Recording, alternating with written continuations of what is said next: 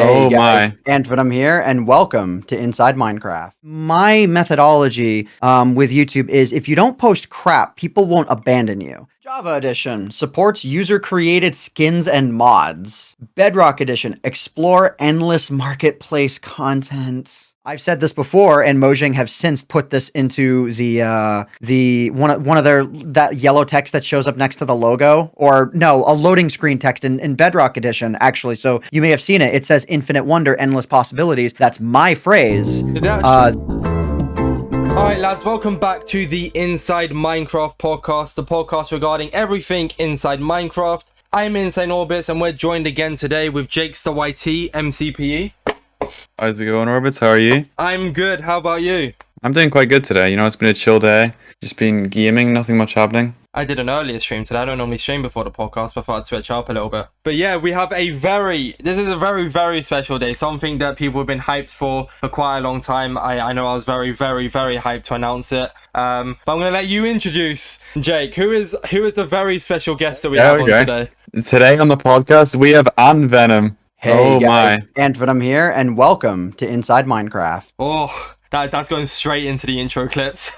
How are you, Ant? How are you? I'm having myself a fantastic day, week, month, year in life. How are y'all doing? I'm great. I'm a lot happier now that we're doing this podcast. I honestly thought when we sent you the email on the Inside Minecraft account, it was kind of a shot in the dark. You read the email. I said we said it in the email as well. It was a shot in the dark. Honestly, did not expect you to respond or even show up to the podcast. So yeah, I always try and keep emails open because I like having some sort of a direct way to communicate with people in private. So it's I see no reason to not use it. And yeah, so when opportunities like this come around for anyone who really wants to get in contact with me for something, I always try and keep an easy line, because just Twitter is not enough, right? Or just one social media platform is not enough. I even if I can't respond to the majority of emails, the fact that I do at least read through all of them at least once. That's fair enough. I mean, even then, I did try to I say it's me who controls the Twitter account, but by I mean myself and Jake. We did try to contact you on Twitter, but you had your DMs off, and that's why I resulted to hunting down your email. And then we both control the email, so that email was made by both of us there. But yeah, so I guess before we get into anything, before we kickstart the podcast and start talking about the core of things, for anyone who somehow doesn't know who you are, because there's always going to be people who don't know who you are, do you want to introduce yourself? Who is AntVenom? Sure. I have been doing Minecraft YouTube for well over a decade now. Depending on when people found my content, they might know me from various series like Hunt for the Golden Apple, Ant Farm Survival. They may know my Minecraft music videos, or if they're not familiar with my live content, they may be familiar with my video essay style content, where I aim to break Minecraft. I aim to break people's perception of Minecraft. I aim to cover Minecraft, in just whatever way I see fit and in whatever way I enjoy, whether that's a good thing or a bad thing, depending on what's going on in the community at the time. I am no stranger to just speaking my mind about the game and breaking the game as hard as I can. Which is very commonly seen by your channel. Yeah, a decade. That's insane to be doing content for that long. Well, I've been making videos since 2004, and I made How old is YouTube? What's up? How old is YouTube? 2004. So YouTube, no, I was making videos. I had worded it that way specifically for forum communities for the Tony Hawk franchise. Which we will get into, by the way. I've done my research. We have done our research. We know I know a little bit about that, so we will touch on that. Nice. And I made my first YouTube account on, I think it was April 23rd, 2006. So that would have been only a few weeks before Google bought YouTube. It's been that long. And I started doing it professionally in 2010. In some respects, but I started doing it full time in the middle of 2011 with Minecraft, and I have not looked back. In 3 million. Was it a lot harder? Sorry, was it a lot harder to adjust? I guess the YouTube algorithm back then, because surely there was a lot less resources and nothing else to go off. Well, we didn't really think about it in terms of the YouTube algorithm at the time, because it wasn't really an algorithm per se until I want to say 2014, 2015, when you saw some of the first real big names in Minecraft really start to blow up. I would say past my generation. So Captain Sparkles blew up through his content with Machinima. Me and him are from the same generation. But when you look at other creators, I'll just say Team Crafted. And when they blew up because of the YouTube algorithm. Because at the time, YouTube they made a change from their Cosmic Panda YouTube layout to that layout nobody liked that was left justified. And when they did that, when you would make a new YouTube account, they would automatically recommend you channels to subscribe to, and they put a big focus on gaming. And who showed up right at the top of the list? But people like me, Sparkles, Team Crafted, and everyone in that sort of bubble. So we didn't think about growth in the same way as people these days do, where now it is all about the algorithm and everything that we could talk about in that regard. That's what it takes to grow these days. But back then, it was a much different landscape. I guess then, like, I know obviously not to take away anything, because 3 million is a very big number. So not to take away anything from you personally. Sure. But would you say almost in that sense that YouTube kind of handed you subscribers? Not to narrow it, not to dumb it down to you not doing any of the work, because obviously you had to get to that stage. Sure. You said they put you at the top, like Captain Sparkles, yourself, Team Crafted. Would you say that helped a lot more than like us now? We both have our own separate YouTube channels that we're trying to grow on. So would it be like, would you say it was easier? I guess I'm not trying to make it sound less good as it was. I'm going to be careful with my wording on this one, but I think it is a lot easier today for truly talented individuals to blow up. But I think getting those first like 1,000, 2,000 views these days is way harder than it used to be. Yeah, that's a good response. You know, it's the thing is though, I don't want to like just bubble my response into just that phrase, but I think that sort of encompasses the majority of how I feel about it. But there are so many ways that you can get popular these days, and I would say in many regards it is much more difficult these days because there's so many more people who are doing it, and there's so many, like, the challenges that it takes to become a popular YouTuber has evolved drastically over even just the past 5 years. And I think anybody who's aware of the content shift within Minecraft alone, as long as you can be aware of that, you can be aware of how much more challenging it is these days, because the style of content that goes viral these days, you could argue that the majority of it is very similar. I guess like you could also say it's hard for the OG YouTubers to stay on the platform as well, because there's a lot of people who were making content since you made content, and a lot of them you either still see today and they're maybe not pulling as many views as they used to. They're still doing really well, just not as like I guess big as they were, or there's a lot of people who just aren't around anymore. So I guess it works both ways of like becoming relevant, in quotation marks relevant. I don't really like using that word, but it's the best for this, and staying relevant in a sense. Sure. And I mean, the definition of relevant, I think a lot of people use that word negatively, so I can understand why you might not want to say it, but it is a good word at its core definition. I think a good thing to, you know, a good story to sort of look into for this exact discussion is Captain Sparkles, because he just posted a video as of this podcast recording was 2 days ago, and it's titled "I'm Done," and he just goes into how he doesn't want to compete with the YouTube algorithm anymore, and he ran a poll in his channel to see when people started watching his content, and it was heavily skewed to 2011, 2012, and it was just a curve that dropped off from there. And I got so curious when I saw that video that I posted a poll myself, and I was blown away by the results because they were not anywhere like what Captain Sparkles had. And that's something I've been thinking about in just the past 2 days. I've really been, my mind has been very much laser focused on YouTube over the past 2 days. So great timing, I'm just going to say. I actually have it pulled up here because I voted on, because I started watching you in 2017, and that's the majority. 2016 to 2018 is 33%. So I remember voting on that poll yesterday, actually. So yeah, but it's bizarre because I only got about a third of my subscribers in that time frame, whereas the first 2 million came from the style of content that people are not even around for anymore. But then I guess that'd also be like, I guess the people voting on that poll though are people who are still watching you. So so if you gain more subscribers 2 years before, that doesn't mean that many people are watching you compared to maybe the 1 million subscribers you gain a year after, in a sense. Well, I guess where I was coming from by bringing that up was like Captain Sparkles, his stats skewed to 2011, 2012 because he got famous during that period of time, but he didn't really shift his content at really any point in time in any major sense. But that was the 2016, 2017, 2018 era was when I swapped from doing live commentary to the style I do now. Had I never made that change, if I were to run that poll now, instead of the poll having 37,000 votes like it has right now, I'd probably have 1,000 and it would be skewed to like Sparkles is, and my channel would have died off a long time ago. So I'm keenly familiar with the process of having to revive a channel and what it takes to grow in a new landscape. But even right now, it's tricky compared to what it was in 2016, 2018. We normally like to do segments in the podcast where we kind of tie up, but this is kind of just literally flowed perfectly into the first thing, so we're probably just not going to do the little transition we normally do. But I guess before we sort of carry on talking about your past, because there's a lot to talk about, so we kind of categorize it. Why did you choose to come on the podcast today? Because it's, we talked a little bit before the podcast started about it. It was obviously a shot in the dark from Jake and I to give you an email. So why did you choose to join our podcast? Because I've seen you've done a lot of podcasts and you enjoy obviously doing them because you're on a lot. But why us? Well, I'm going to go and actually look at the email now. But to start, you had a logo, which is promising. The email was actually Inside Minecraft and not some random name. The Gmail looked like there was some effort put into it. I was able to, then I went to YouTube and just looked up Inside Minecraft because I was like, okay, let's see if they've done anything. And I saw the format was well thought out. And really, aside from that, and I listened to, like, I didn't listen to any of the podcast episodes too thoroughly, but I did at least hear you guys speak enough to know that's like, all right, well, they have some ideas to what they're doing here, and the banter seems fun, so why not? Otherwise, I didn't think about it really much beyond that. Yeah, we tried to keep it serious, but we also tried to like have that little fun element, so it's not too, I guess, dull in a sense. How are you? And I also, oh yeah, sorry, Ant. Really good, yeah.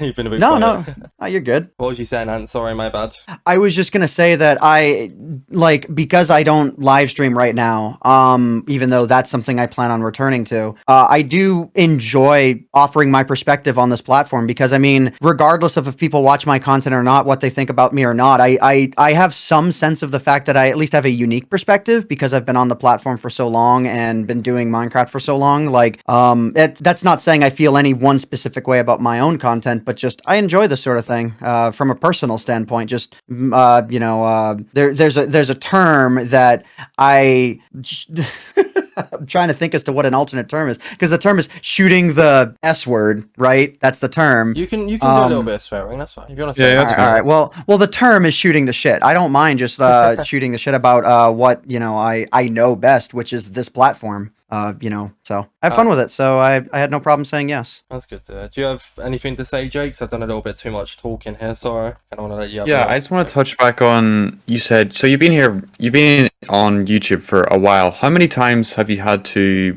I guess, like revive your channel? Because I'm sure it's died a few times because, I mean, it would make sense to you. It's been there for so long. Oh goodness. I've only really thought about it that way once, and I'm in the process of thinking about it that way again. The last video that I posted, being such a different format, was part of me sort of testing the waters on that, because I think, anywho, I can get to that in a moment, but I've really only done it intentionally thinking about it that way one time, which is when I abandoned live commentary and moved to my scripted stuff that I make these days. And yeah, I'm in the process of thinking about it that way now, but not because the viewership is waned, but because my own interest in the game has fallen down, which has resulted in me posting fewer videos. So like the quality of content is something that I've always made sure is at least of a specific standard. My methodology with YouTube is, if you don't post crap, people won't abandon you. Even if you have to sort of build yourself back up, as long as you don't like take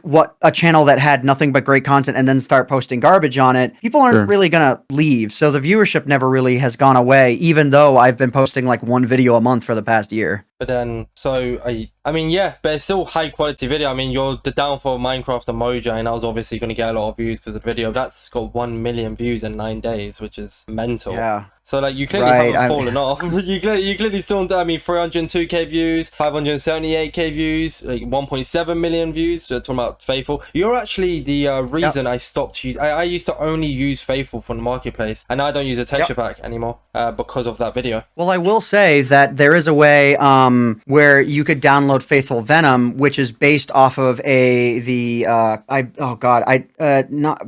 can't I remember? Complementary? No, those are the shaders. But anyways, the emulated Vatic project and the other one that starts with a C that my boomer mind cannot remember, where you can actually import it straight into Bedrock Edition, even on phones. So there are ways to get free texture packs and free resource packs. And there's actually a resource called, I believe it's MCPEDL,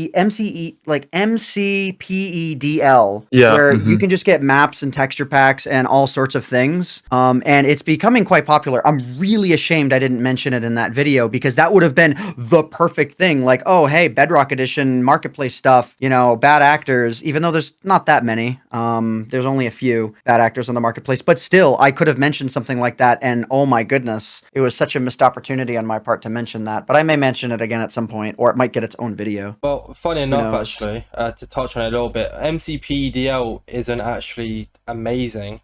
So there's someone in our, I'm not sure if you know about this, Jake, Vatanage, you know Vatanage, you know, I am Emotionless. I kind of heard about it, but I'm not really clued up in the situation. I guess once you brought it up, I started scrolling through Twitter. I think so. The tweet reads: the search system for MCPDL needs a major overhaul. It usually features garbage that has more tags in the description over quality posts. This system is leading people to make posts with tags like this in a picture, and somehow this was approved. Okay, so the tweet here is actually talking about tag spam, but I'm pretty sure there was this on MCPD or MCPEDL. Is this what you're referring to, or the marketplace? MCPEDL. Oh, okay, yeah. I mean, that's unfortunate. Then this is something I've not heard about.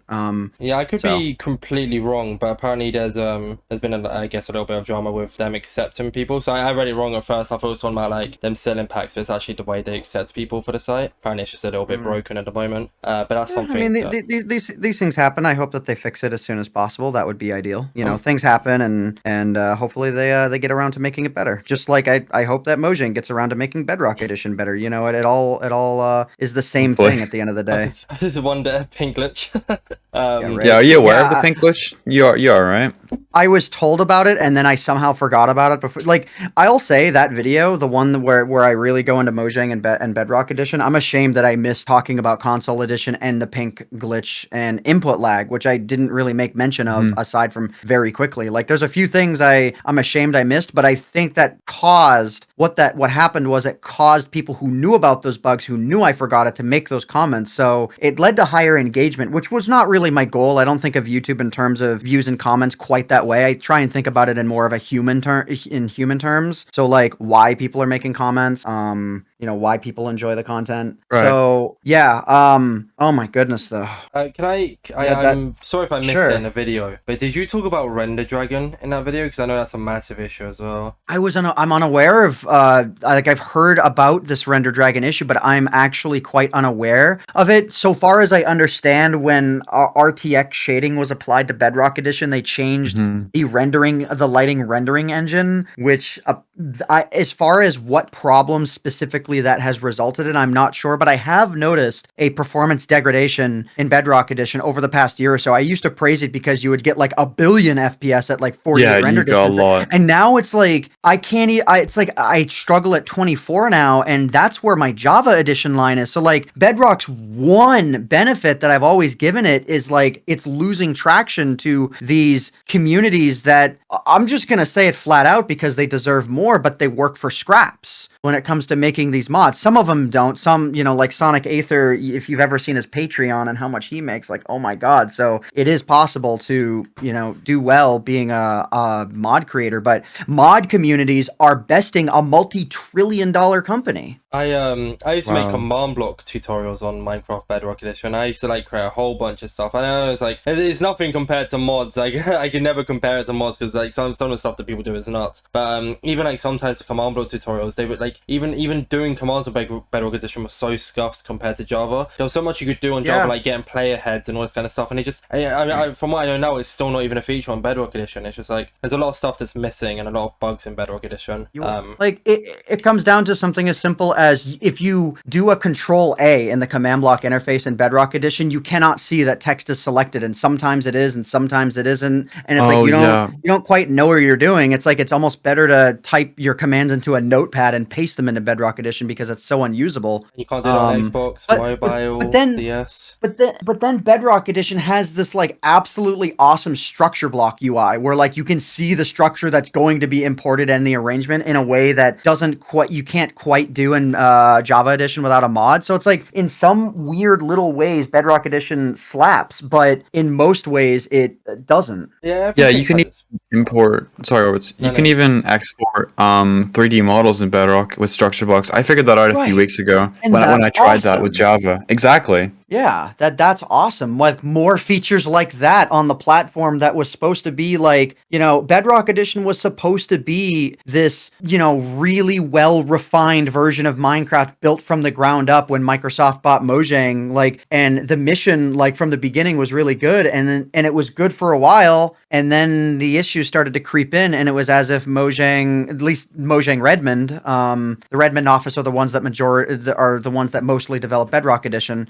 It almost felt like they started to ignore it, and I just don't know why. Yeah, I mean, for a player's perspective, like every time the game updates, there's just more bugs that come in that are just either game breaking or just make people hate I guess things worse. Yeah. So what people do, like they download like a .appx file to to downgrade their Minecraft on PC, so they don't have to deal with a lot of issues. But it comes to the problem when stuff like servers and stuff only limit us I guess a latest version, if you know what I mean. But they have to. Sure. That's the problem. They have to do that for the server to grow. Mm-hmm. Well, yeah, if they go through Mojang's authentication process. Oh, wait a minute. Are you saying in Bedrock you have to be in the latest version to be within Mojang's online mode? So, have you ever played... Or servers, yeah. Have you ever played servers on Bedrock What? Edition? And have you ever played any, recently in the past 2-3 months, have you ever played any servers like the Hive or Galaxite by any chance? Not more than just logging in to see that they work. But as far as a gameplay perspective, no, I've not at all. Okay, so Hive is a server that both Jake and I play on, and if you ever to play Bedrock Edition, even if it's for a video, maybe I don't know what kind of video you make. Yep.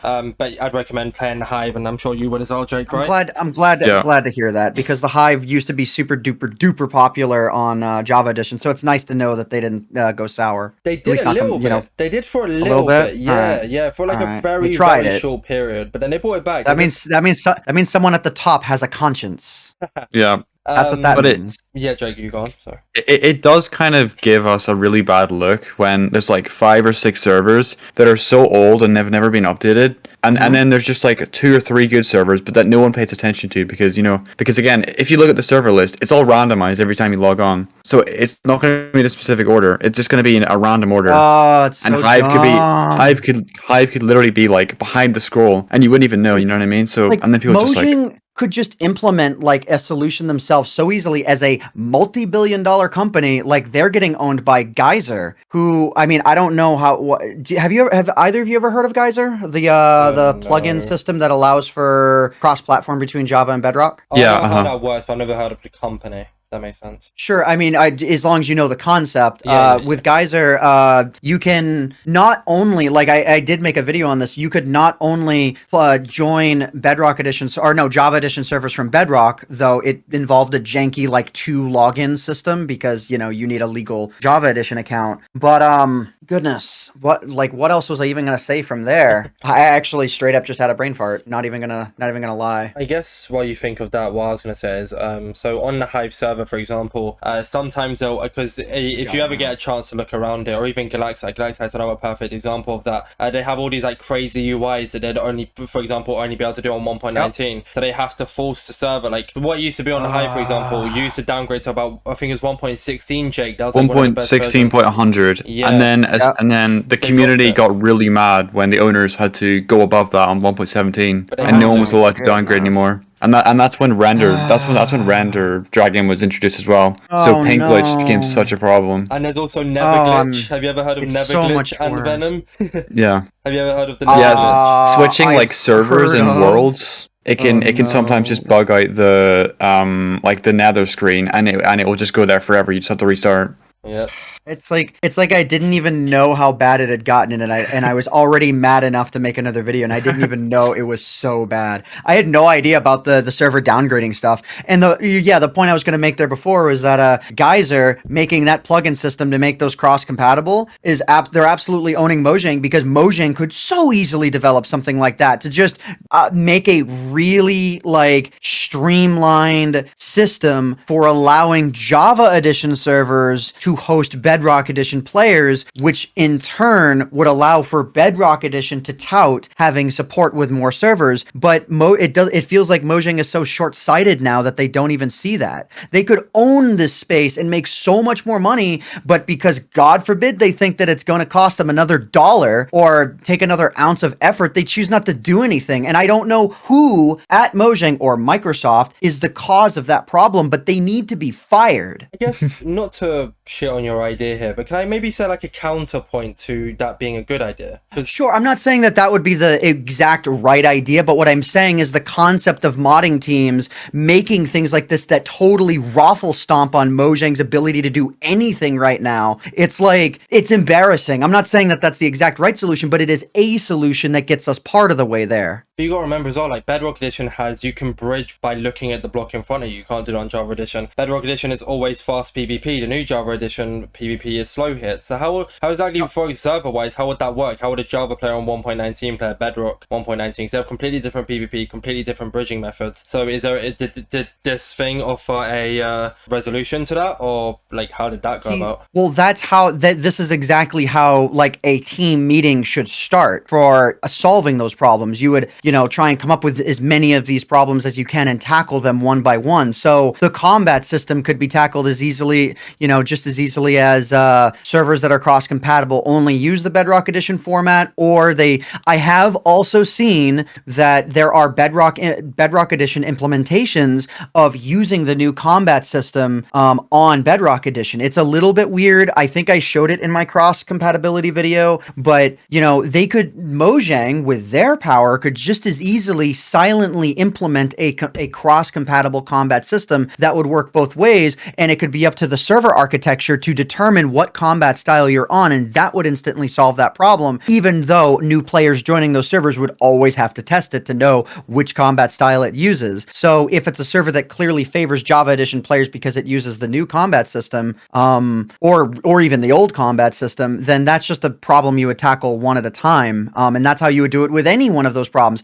In gaming, especially with Minecraft, and like it blows my mind that Mojang doesn't fix these issues. If there's a problem in the game, you fix it kind of no matter what the technical way is to fix it. If there's a problem, you fix it and make your game better, even if it takes a couple dollars to fix it. You can hear that I'm very much frustrated with Mojang right now. You can just hear it pouring out of me. So I guess, like, while we're talking about Bedrock Edition, why? Yeah. So with all of this, with all your general feelings, which is completely warranted, by the way. If you talk to any Bedrock Edition player, we completely agree. Yeah, we completely agree. We are all part of a community called the Hive community. There's like a massive Discord about it. You could ask like 100 people in that Discord, and 95% of the people would say to you every single issue of Bedrock. There's like this one YouTuber. I'm just gonna name drop Kaifi, and he's famously known, and I kid you not, he's famously known as Pink Glitch Guy. That's not the name for it. I just made that name up. But he's the only player somehow to get his entire Minecraft pink. Yeah, just awesome. And he's on console as well. He's not even like the worst mobile ever. He's on console, which is incredible. And in 2020, I made a video titled the Bedrock Edition rant, and it got me a lot of flack. I noticed my video this time did not get as much flack as that one did. People relate. It's not that I want Bedrock Edition to have these issues. I want Bedrock Edition to fix all of these issues and act like I'd love to be making a video where let's imagine a future for a moment where Bedrock Edition actually does start fixing these issues and really getting some Java parity. I would love nothing more than to make a video trying to distinguish the difference of between Bedrock Edition and Java Edition without pausing the game and seeing the different menu system. And I would love to not be able to tell a difference from gameplay alone, but I can. It's like the input lag, right? Just that alone. It's like if your frame rate is not really super high, you're going to have more input lag than people who don't. All you got to do in Bedrock Edition is drop the maximum frame rate and move your mouse, and it's disgusting. So things like that. But no, Mojang takes the lazy route rather than the route of improving the game, which is what I thought their mission was with Bedrock Edition. But it turns out the modding community has gotten so laser focused on Java Edition in the past 3 years that it's Java Edition that's taking over. And YouTube channels like Linus latest tech tips are showing that PC gaming in general is growing again. So people, I'm not saying everyone is going to have a PC, but the majority of people, I would say, are if they don't own a PC, there's more people getting into it. So it's like, at what point does the active player base on Java cross Bedrock Edition again? I'm wondering if that's possible. It probably is. It possibly will happen one day. What I find the weirdest though is I guess touching on it more. So you follow? Do you follow the Minecraft Twitter by any chance? Like, do you follow it? Like, do you see every single tweet, or do you miss some sometimes? I think I follow them, but have them muted. I have like 5 out of every 6 people I follow on Twitter muted. But the reason is that I don't want to see every single one of their posts. It's like Twitter is the ultimate platform where, like, if I could just like curate seeing the most popular posts. I mean, yeah, they do have that with their option on the top of Twitter. But anywho, I have most people that I follow on Twitter muted. So the Inside Minecraft podcast is muted then. I can check. While you check that, so on the Minecraft Twitter, they advertised the Java and Bedrock. Jake, do you remember by any chance? What did they advertise? Yeah, What did they? It was Java and Bedrock. I guess like what they bring to the table. Do you know what I'm going to talk about here? Because if you do, I want you to kind of touch on this a little bit more, because I think about how they advertise Java and Bedrock. I'm not 100% sure. Go ahead. Okay, so on this tweet, and I guess to you as well, Jake, they advertised about Java and Bedrock. If you own Java, you can buy Bedrock. If you own Bedrock, you can buy Java, which is completely fine. That's a really cool concept. I like the idea personally. But they advertised Java. Sure, link the tweet within this call if you have it open, just because I'd like to take a look at it too. Right. It's a video. That's why I need to explain it to you, because it's not tweet. Okay, it's a video. Go. So please, excuse me then. Please go for it. During the video, actually, hold on, I'm going to cut this quickly just so I can find it. All right, I found a tweet. I'm going to link it to you, Ant. If you want to, can you read out what they said for Java Edition and then what they said for Bedrock Edition, and just leave your thoughts on the situation, please? And just don't read the tweet. Don't read the tweet. The thing. Just read the screenshots and read them out loud, and I'll give your opinion on it. Java Edition supports user-created skins and mods. Bedrock Edition explore endless marketplace content. It's like it shows where their priorities are with both games. Yeah. Yep. One of them is actually a game. One of them's a money-making scheme. Yeah. And what's cool is that it's like Mojang could have their cake and eat it too. They could make Bedrock Edition better, and therefore it would feel better to buy Bedrock Edition content. Like, ideally, the marketplace would have had a big free section that would have worked like a website like MCPEDL. But no, I mean, they're not going that route. They're like, let's make marketplace content sellable and otherwise fix nothing that is, so long as it doesn't hinder with marketplace content. Like, if Mojang knew it was good for them, like, they would fix the input lag problem, the pink glitch problem, and they would limit the world to only about 100,000 blocks. And then they would just say, that's your limit, buy. Because it's reading this, it's just, it confirms what I already suspected, but it breaks my soul even more. Where their priorities are at, yeah. Has your content ever helped make change by any chance? Like, is there anything you've ever mentioned in your video that that's like helped to fix Minecraft? It's just like, yes, but it was when there was a different person heading up the PR at Mojang, and there's probably a variety of other people who were working on the project that were just more than this one person I'm referring to.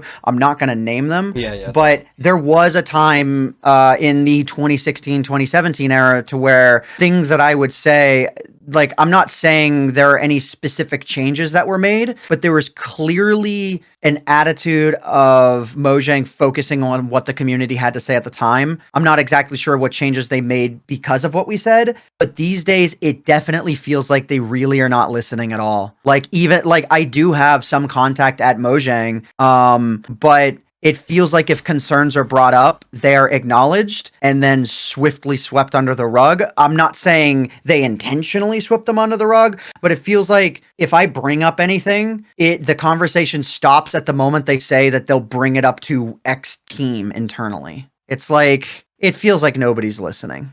So like I said at the start of the podcast, we did have an original like format for this podcast. Doesn't matter now because I'm enjoying this a lot more, and I'm sure, Jake, this is way better in it. It's way better than the format we had. But I guess I'm going to start maybe linking stuff in. So you said that you're kind of I don't want to quote you word for word here in case I heard you wrong, so just confirm if I'm right or not. Sure. You said you're kind of falling off Minecraft. That's why you upload less, right? You're not really enjoying it as much as you used to, if I'm correct in saying that. or did I get that wrong? No, you got it right, but this is a personal issue that I don't mind talking about publicly, but it's like I don't know why that's the case, but I definitely don't find myself with the desire to pick up Minecraft nearly as often as I used to, even though I make about a video a month. I would say I've not continued my burnout over the past year because I've played the game so little. Like I haven't fired up 1.19 even a single time. I've never done a survival based world in 1.18 or 1.17.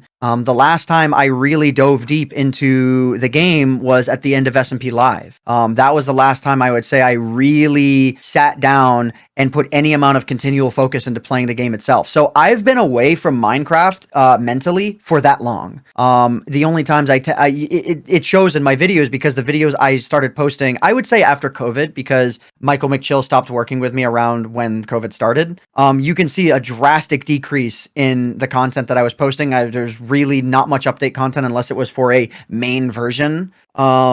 And I don't have a reason yet as to why that is, but I can say my desire to just pick up the game and go nonstop has been picking up a lot lately, which I know is like in stark contrast to how a lot of other people are feeling about the game. And it's funny because it echoes what happened in 2016 to where I picked up the game in a huge way when everyone said it was dying. It's I don't know. I have no idea why I have this relationship with the game, or if it's literally just coincidence, but it's like, I don't know why I've stopped, picking up the game, but I can be honest and say that I can feel a desire growing to pick up the game again. And with the performance of my last few videos, like it plays a role. I'm a stats guy. So the success of the past few videos and getting 2 videos out in back-to-back weeks is, I can say my motivation has been climbing a lot as of recently, but I want it to manifest into like, I basically want to like desire to play Minecraft so much that I can't help but fire it up. And that has been building.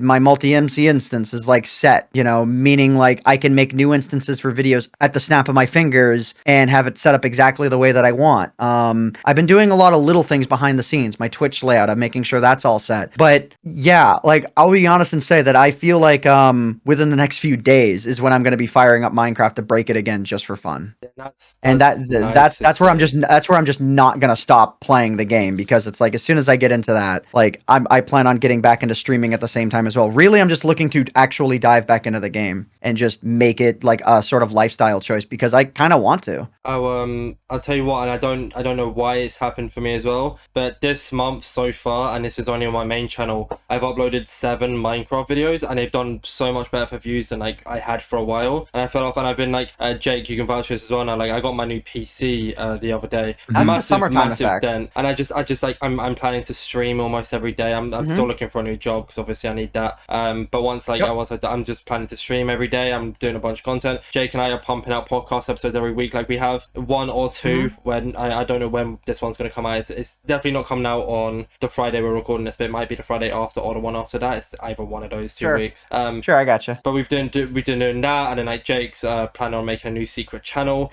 and so that's what I'm saying. Like, with you, we've also gotten this motivation to want to make content. Oh, what you gonna say, Jake? That's right. Yeah, so I'm gonna run in like a private experiment to see if all of the knowledge and stuff on YouTube that I've like collected in the past 3 years like actually pays off in one channel. But the problem is, if you like advertise, if I advertise my channel in the community I'm in already, they're gonna watch my video. They're gonna subscribe, but they're not gonna watch my videos because it's Java. Disagree. And do you think so?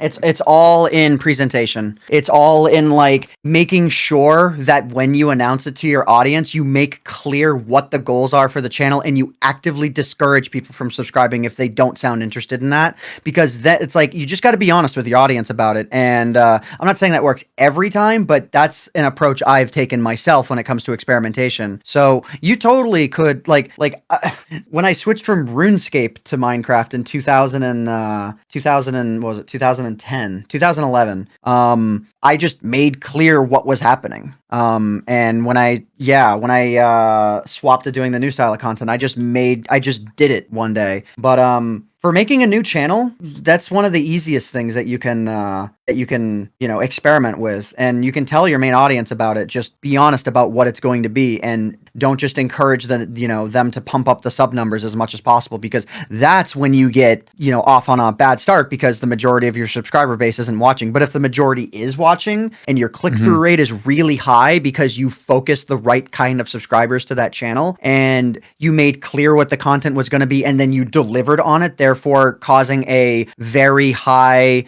watch time, then what YouTube is probably going to do, because I think I know the algorithm well enough, is that they're going to look at each viewer who have these stats for your channel that are much higher than the YouTube average, and they're going to look at all the other creators they watch personally and start seeding your videos out to those in concentrated doses. Basically, YouTube is going to check to see, okay, what other people are most like this person right now. So I view growing on YouTube in terms of bursting out from the inside or from the outside of layers of onions. So you start on your first layer, which is your core audience. YouTube will try and seed your video to just a layer that's just outside of that. And if you burst through that onion a lot, they'll burst you through another layer, which is, so you could go from like your audience to your niche to your sub niche to just Minecraft, all Minecraft viewers to all gaming viewers to all YouTube viewers. And depending on how many onion layers you can burst through will determine how fast you grow on this platform. Ain't hearing that from you, by the way. I just, obviously, you know what you're doing. You got 3 million subscribers. To actually hear somebody with that like sub count say that to you is like, Jake, I heard you about to say something. Yeah. Sorry. Well, like, I guess it's more. Yeah, I'll definitely think about it, but like it's just an experiment I wanted to run for a while, because I've noticed in this community, I tried it on a video. I put my heart and soul in a video, right? Because I'm an editor personally. I edit videos for people, right? So I know what I'm doing on that front. So I spent about like a month or two on it. It completely flopped in terms of like the out of 10 or whatever. It got about 12K. It's not about 12K views, which my other videos have been on like 50K views. And then I asked why you didn't click this, and it was like, oh, it's because it's Java. But every single person from the community that I'm in clicked on it, like loved it. I've even gotten like about 5 or 6 like huge, I guess, connections from Java YouTubers that have watched it. But other than that, and I definitely need to watch it, because the Java Edition community welcomes you. On behalf of all Java creators, I can say that anyone who feels like going from Bedrock to Java, we welcome you. Yeah, but yeah, like I said, it's a very hard, like, I guess, shell to crack. I know a lot of people in this community have also tried doing it, and only one YouTuber, I guess I can say, has done it successfully, who's Ignacio Blade. He gets about like 100K views, 100K to a million a video, right? And he kind of combines his side of Bedrock, and then he gets like collabs from Java YouTubers, stuff like that. I'm not sure if you heard of Wally Bear or RKY. Yeah, he kind of does that and plays Bed Wars, plays Treasure Wars, which is is Hive's version of Bed Wars, and he just connects those two communities and brings it together, and he's done it very successfully. But other than that, I don't know if I can really name a single person that has gone from Hive community to, or from a Hive standpoint to like a Java standpoint, a generalized Java standpoint, and gone successful except him. I would have to look at how he went about executing that. There's so many different factors to consider, but clearly he did something that was right enough, that resonated with enough people to pull in enough people, and keep them interested. So, it's something you can definitely do, but if you're going to start with a strategy of shifting people from an old channel to a new channel, then you want to be sure you focus the right people. You would rather have 1,000 very well focused viewers than 10,000 not so focused viewers, because then you're already starting off on a bad standpoint, which is and as long as you don't post crap, as long as you keep up to the standard of content that you were posting there, that you started posting there for Java content, then it seems as if the viewer base doesn't really go away, which is different from what I'm used to. Like, the Let's Play content, I stopped becoming popular in that right away, but the scripted style, for me anyways, has proven more worthy in the long term, so I've just decided to do it. So you could definitely pull it off. So what would be the reason that you, other than, I guess I might even be the reason, why do you choose to play Java over Bedrock Edition then? Is it just always what you've known? Or that works. No, I've played, the thing is, if Bedrock Edition had naturally been a better experience, I probably would have naturally gravitated over to it, but it's not a better experience, so I never moved over to it. It's really as simple as that. Well, yeah, about 2 years ago, the whole community we were in, we were very confident that it was about 1.16, I think. I want to say 1.16. Yep. When it was released, we were very confident that Bedrock was gonna overcome Java in the next 2 years. Why's that? Because Yeah. the future of Minecraft. Yeah, we definitely thought Bedrock was gonna beat Java in playability because of how many more devices and stuff. And then as soon as Render Dragon hit, it just all collapsed and more bugs came, more people started leaving. I feel like I need to make another video. In all honesty, we thought that Minecraft.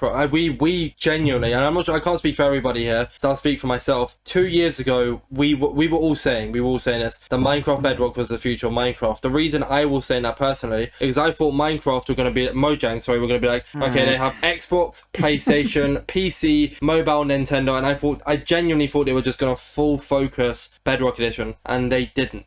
They just didn't do that. You've actually convinced me here and now to make a third video on the matter. I mean, if you want to use any of the clips on this podcast in it, you're more than welcome. I mean, it's certainly a reference for me because it's much easier for me to reference my thoughts. Whenever I take notes, I'm not going to tangent here too much, but whenever I take notes, it's I can write things down in a notepad, but it's way better to just be, again, shooting the shit with friends about it, just talking about these issues. And then referencing that because it's just, I can get my emotion. I can, know what I was thinking about at the time. So yeah, I'm going to have to look into this a little bit more, especially these Render Dragon issues, like really the core of where this started and what the Bedrock Edition community feels about it. Because obviously I'm not in that community, but I feel like I have a greater connection with it right now than any of the other Java YouTubers. And it's a topical subject, but I don't like to say I'm going to make videos like this for the views, but if the community definitely feel like something is wrong and they don't have a voice and Mojang's not listening, and I just put out a video that did 1 million views about solving these problems, I have a feeling people will be willing to pay attention to that, and it might make Mojang pay attention, so you can bet I'm willing to go after them for this. They need to fix this game. It's ridiculous. Can I pitch an idea to you here, live on the podcast? Sure, go for it. Okay, so we have a server, and you don't have to stay in it. You don't even have to join in the first place. It's just a simple idea. Don't worry about that. I'll make the assessment. But what is it? Okay, so it's a server called CCC. Jake is an admin in it, and it's just pretty much full of Hive Minecraft Bedrock content creators. So for the most part, most of the Minecraft Bedrock creators in there are clued up a lot more than myself and Jake here. So the idea was, and once again, you don't have to do it. It's just an idea that I'm pitching. Sure. Is that you could join that Discord? Maybe after the podcast, we could shoot you an invite. Make a channel just dedicated to you. I'm sure they wouldn't mind doing that, just so everybody could let you know every single bug they know from Bedrock Edition. There's a lot of people who glued up on it, and maybe you could use that to help make the video, because then you get a direct contact with the people who are facing the issues on a daily basis. Is that something you'd be interested in, do you think? You mean like them making a separate Discord channel or something so that, they can just all sure. I'm open to that idea, but there's no I'm just going to say flat out that there's no promise that I'll make this video, but my gut instinct is feeling strongly enough about this to where I think it might be a good idea, but I definitely want to hear what everyone has to say first and make the assessment myself once I hear that knowledge. Then I'll know if I'm going to want to make a video on this. But you are asking me, am I willing to hear the Bedrock Edition community out about these issues and see what they think and where they think I should go with this, and just what feelings they have to share? Yes, so I'm willing to do that. So I'm willing to join a server, and if they feel like making a channel on it, then yeah, I'm more than willing to do that. I mean, Jake, you're an admin. I know you're the owner, but I'm sure that goes without saying that that'd be done instantly. Yeah, exactly. You can set it all up anyway. So yeah, you might get a little bit pinged. You probably wouldn't actually, come to think of it, but it's just a perfect place. Not too worried. Instead of us asking them and then sending us DMs, if you could just read what people's issues are for yourself, that's like what the community thinks, and just literally, but so so what I would probably do from that point is, but yeah. Oh, sorry, my bad. What I would do from there is, start taking notes of what everyone has to say. And if there are common bubbles of discussion, I would focus the video around those common bubbles of discussion. So like if people, it sounds like Render Dragon will make up its own section of the video. It sounds like more minor bugs that were not covered would make up their own section of the video. And the intro making clear that these are this is real community feedback here. Like Mojang, this is what you should listen to. That would probably be the intro of the video. Like all of this is kind of instantaneous for me when it comes to how I would want to make this video, but I'm more than willing to hear what others have to say to see if they would need to, or like to see if what they had to say could like totally change my perspective on how I'd want to frame this video. But what I'm saying is, with what I already have, with what you've told me, I'm pretty confident I want to make this video. Yeah, but Jake, we haven't said half of the issues, have we? Like, we No. haven't even said a quarter of the issues, AntVenom. Like, Kaifi's in that Discord. He will send you so many screenshots of pink glitch. I'm more than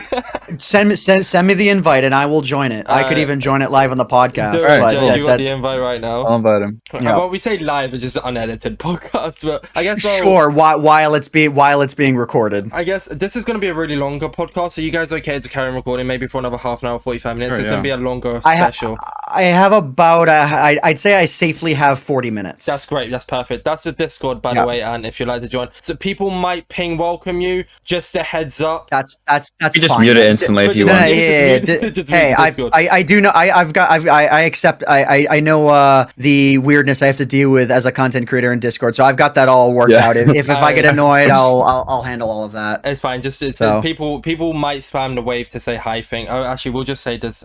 Don't ping. Yeah, people are going to explain how they're a big fan of you. A lot of people were happy to hear that you were coming on the podcast, and so yeah, perfect. So I guess really quickly because this has turned out to be a complete kind of just talking about Bedrock Edition and stuff. I kind of want to touch a little bit more on you because that was the original idea. Is it okay if we kind of go into that a little bit now because we've gotten that out of the way? And if we've gotten the topical bit out of the way, that'll just be a giant clip of its own, I'm sure. But yeah, no, whatever. Yeah, sure.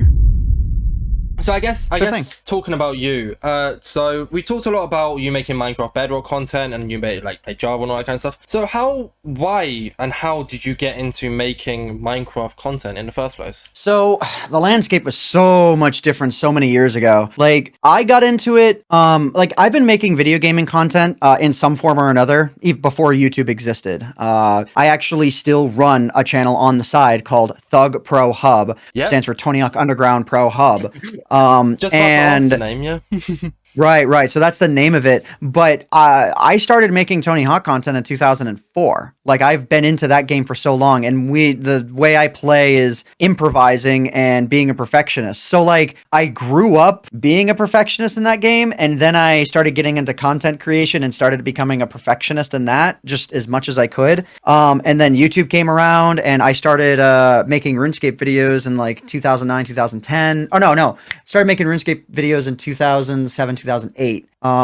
And then I got into Minecraft because Minecraft was just like starting to become popular. It was the game a lot of friends within the RuneScape circle were playing, and it was a game I got into as well. And it's funny, in my second ever Minecraft video, I always reference it, but I said in that video, I'm not going to turn this into a series. That aged like a fine wine milk is the best I can say, because like it aged poorly, but it also aged well because I'm still here. So what actually got me into making Minecraft content and Minecraft in general, though, a friend of mine introduced me to the game it was alpha 1.2.3_04, and that's when I bought the game. Java edition alpha, that version. And he introduced me to David R64YT, the guy who made X's Adventures in Minecraft. It's one of the earliest, most popular Let's Plays of Minecraft that there ever was. His adventure was really novel feeling, and that was augmented by, like, whenever I'd play the game, that would feel completely novel and completely new. So, like, Minecraft in general is just a very new game of its class when it came out, and I was just drawn into it because I've said this before, and Mojang have since put this into the one of their, that yellow text that shows up next to the logo, or no, a loading screen text in Bedrock Edition, actually. So you may have seen it. It says "Infinite Wonder, Endless Possibilities." That's my phrase that I said on YouTube. Minecraft is I said it in let me look it up. Minecraft seed broken and AntVenom. I'm just trying to find my own video here because I don't remember the title.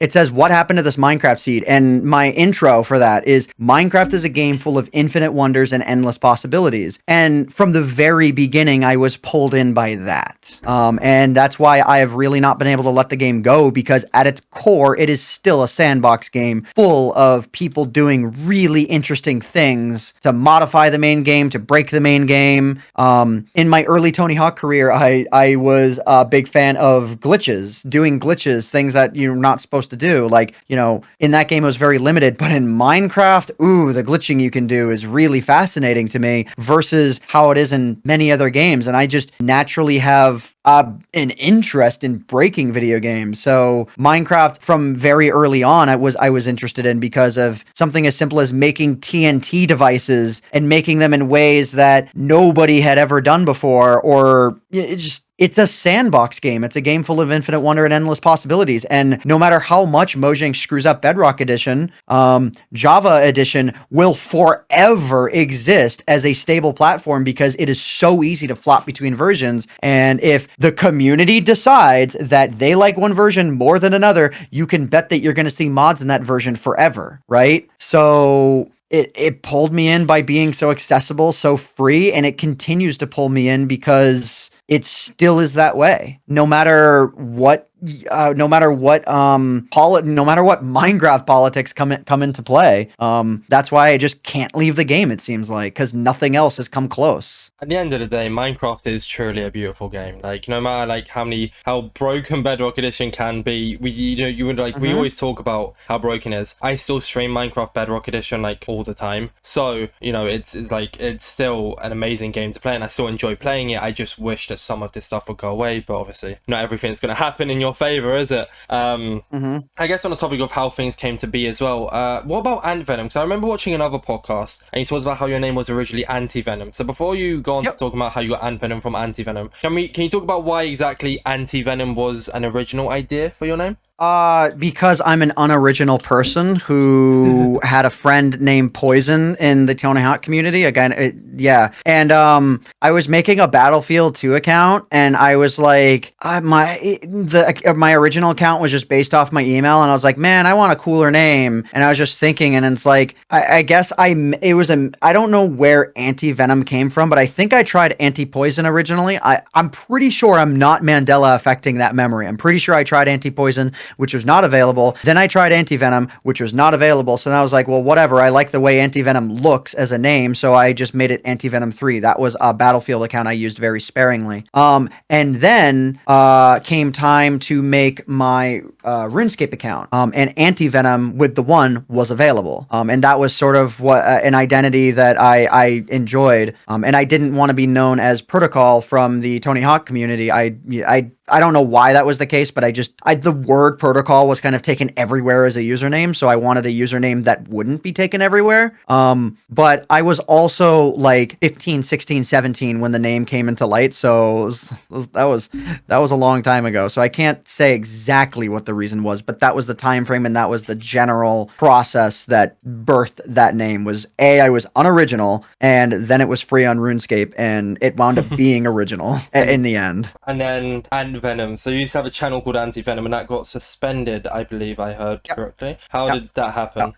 Because I linked it up with, so it's a slightly long explanation, but I'll say it as quickly as I can. AntVenom as an account wasn't the original, I should say the RuneScape account came first, then the YouTube account for it came first. And I've mentioned that Xbox Live is the reason why AntVenom became a thing, because AntVenom was taken. So long story short, that's where that is. I just want to be sure that gets said. But the reason why the AntVenom YouTube account got suspended was because it was hooked up to the same email that another suspended account of mine was attached to, which was my very first YouTube account, which is no longer suspended. But the reason why that one got suspended was because Jagex, the creators of RuneScape, put 3 copyright, they put 2 copyright strikes on my videos. Or no, they put 1. Then Viacom got me for some South Park thing I did. And then Jagex gave me another copyright strike.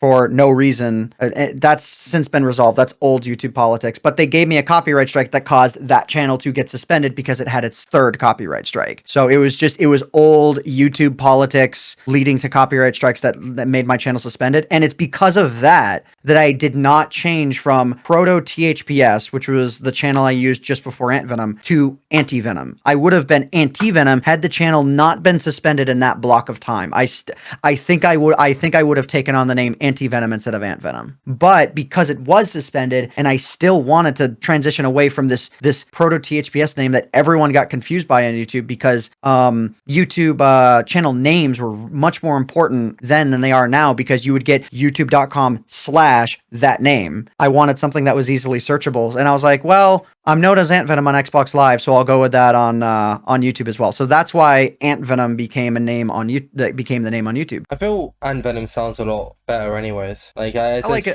more. A lot more. Yeah, it's weird. You know, there's always that meme of people writing it out as AntVenom because they don't quite get it. But like, enough people make that mistake, and it's similar enough to AntVenom that it doesn't ever result in people not finding me if they just type in AntVenom. So it's more funny than anything else. But yeah, at the end of the day, I'm actually glad that it turned to AntVenom instead of AntVenom. But that is basically the complete picture of how the name came to be. Are you ever bringing back content on the Fug Pro Hub channel? So you haven't uploaded on it in a month, you know. I'm really waiting for a brand new video on that channel, and my next improv video is 8 out of 10 minutes done. So it's on the way. It's the best improv I've ever done. And I plan on making more videos on the newly found techniques in that game.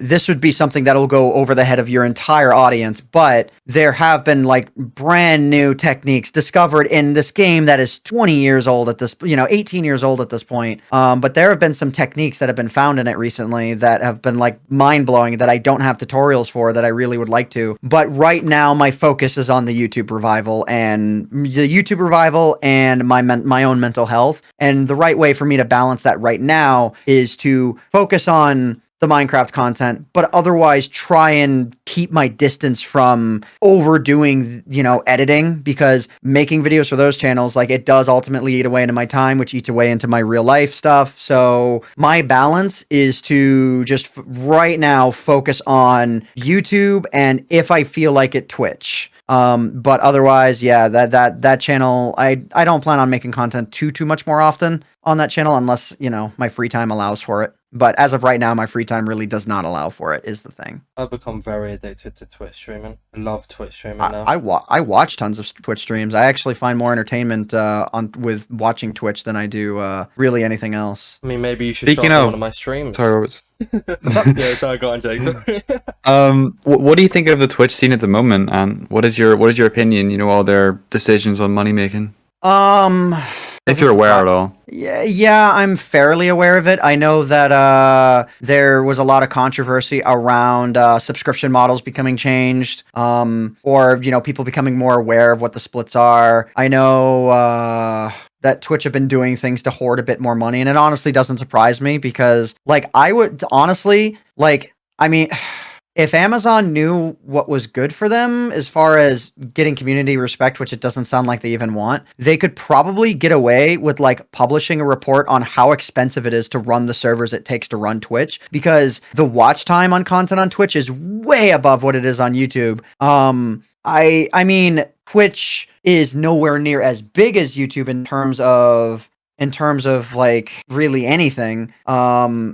I would say the community is way better on Twitch. Yeah, but community. Google is way more equipped to serve that content, but I also think Google comes way closer to breaking even. I'm very curious where Twitch comes in terms of literal cost of running Twitch as a business versus how much they bring in from subscriptions and donations, or just really subscriptions and bits. I would be very curious, because that is the core issue I think that it takes, to understand why they make the money-making decisions that they make. But let's just assume for a moment that Twitch is an absolute drop in the bucket versus how much Amazon makes, and I